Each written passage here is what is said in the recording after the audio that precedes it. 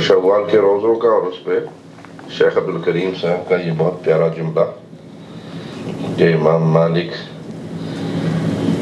یا غیر امام مالک ہمارے نزدیک کوئی حجت نہیں ہے، اللہ اکبر، جب نص آ گئی تو معاملہ ختم ہو گیا، حق ہمیں زیادہ محبوب ہے شخصیات سے۔ نحمدہ ونصلی علی رسولہ الکریم۔ یہ آواز جانی پہچانی لگتی ہے نا؟ شیخ توصیف الرحمن راشدی ہیں حفظہ اللہ، اللہ تعالیٰ ان کا سایہ امت پر تادیر قائم رکھے، ان کو حفظ و امان عطا فرمائے، سلامتی کے ساتھ دین کی نشر و اشاعت میں یہ جو حصہ لے رہے ہیں، اللہ تعالیٰ یہ تمام کاوشوں کو شرف قبولیت بخشے۔ انہوں نے ایک ویڈیو بھیجی ہے، بہت خوبصورت پیغام ہے، میں آپ لوگوں کی نظر کرنا چاہتا ہوں، آپ لوگوں کے ساتھ اسے شیئر کروں گا اس امید پر کہ آپ کے دل میں شاید یہ پیغام اتر جائے۔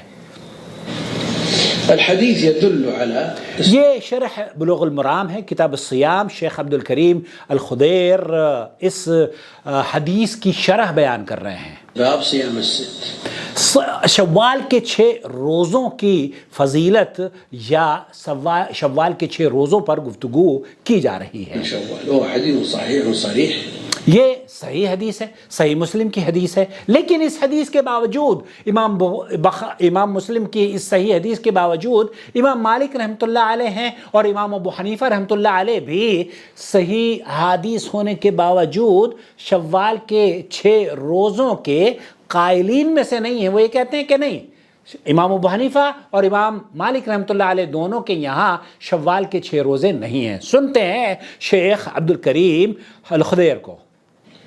قال به الجمهور، جمہور اہل علم کا یہی موقف ہے کہ شوال کے 6 روزے مسنون عمل ہے۔ قالوا بمقتضاه وأن صيام الست مستحب، صيام الست مستحب، یہ مستحب ہے، مسنون عمل ہے۔ وقال الإمام مالك صيام الست ليس بمشروع، اور امام مالک رحمۃ اللہ علیہ یہ کہا کرتے تھے کہ لیس بمشروع، یہ ثابت نہیں ہے، یہ سنت نہیں ہے۔ لأنه نص في موطئه أنه لم يرى أحدا من أهل العلم، موطأ امام مالک میں انہوں نے یہ کہتے ہیں کہ ہم نے مدینہ منورہ میں کسی کو شوال کے روزے رکھتے ہوئے نہیں دیکھا۔ يصومها، وما دام العمل على خلافها عند أهل المدينة فلا تشرع۔ تو یہ کہتے ہیں کہ جب کہ اہل مدینہ اس کے برعکس عمل کرتے ہیں تو یہ بات جائز نہیں ہے۔ والعمل عندهم حجة، العمل عندهم حجہ، بہت سے اہل علم کے یہاں یہ ہوتا ہے کہ مکہ میں ایسے ہوتا ہے، مدینہ میں ایسے ہوتا ہے، یہی حجت ہے۔ کیا یہ حجت ہے؟ سنتے ہیں شیخ کو۔ لكن إذا ثبت النص، لیکن اذا ثبت، اگر کوئی صحیح حدیث سند کے طور پر ہمارے پاس ملتی ہے، لا كلام لأحد، لا مالك ولا غير مالك، اللہ اکبر، امام مالک ہوں یا غیر امام مالک ہوں، ان کی بات کی کوئی حیثیت نہیں ہے سند اور احادیث صحیحہ کے ہوتے ہوئے۔ ولا أهل المدينة ولا أهل مكة، ما دام النص، ولا اہل مدینہ ولا اہل مکہ ولا اہل الدنیا کلها۔ شیخ، اگر پوری دنیا کے لوگ بھی جمع ہو کر اس بات کو کہنا شروع کر دیں کہ نبی کریم صلی اللہ علیہ وسلم کی حدیث کے ہوتے ہوئے پوری دنیا اگر عمل نہ کرے تو ہمیں اس کی پرواہ نہیں کرنی چاہیے۔ شیخ یہ کہہ رہے ہیں کہ اگر مکہ کے لوگ اور مدینہ کے لوگ کسی حدیث پر عمل نہیں کرتے تو وہ ہمارے لیے حجت نہیں ہے۔ ثابتا، فقول الإمام مالك رحمه الله مرجوح، قول امام مالک مرجوح، ہم یہ مرجوح قول ہے، یہ اس کی کوئی حیثیت اہل اسلام کے یہاں نہیں ہے۔ مع ذلك يبقى إمام ويبقى، مع ذلك يبقى امام، اب آف کورس امام مالک رحمۃ اللہ علیہ ان کا مرتبہ، ان کا مقام اور ان کا علم اور ان کی فضیلت وہ اپنی جگہ قائم ہے۔ امام السنن وإمام دار الهجرة، امام السنن و امام دار الہجرہ، وہ سنت کو احیا کرنے والے، اور دار الہجرہ امام قدحا في الإيمان، اللہ اکبر، وہ سر کا تاج ہیں، اس میں کوئی دو رائے نہیں ہے۔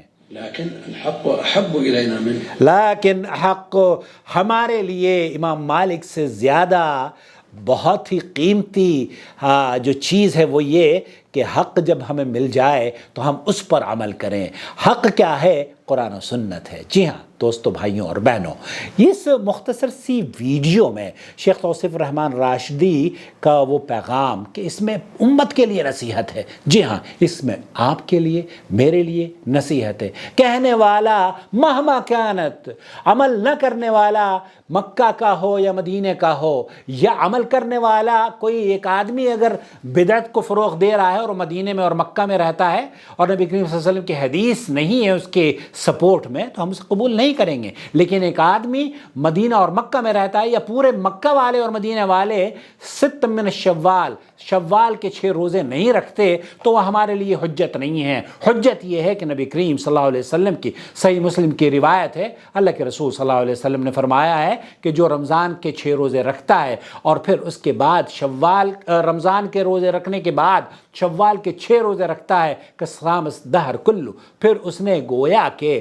پورے سال روزے رکھے اور اسے پورے سال کے روزوں کا اللہ تعالیٰ اجر عطا فرمائے گا۔ تو اس میں اس خوبصورت پیغام میں جو بات آپ تک پہنچانی مقصود ہے وہ یہ کہ یہ ائمہ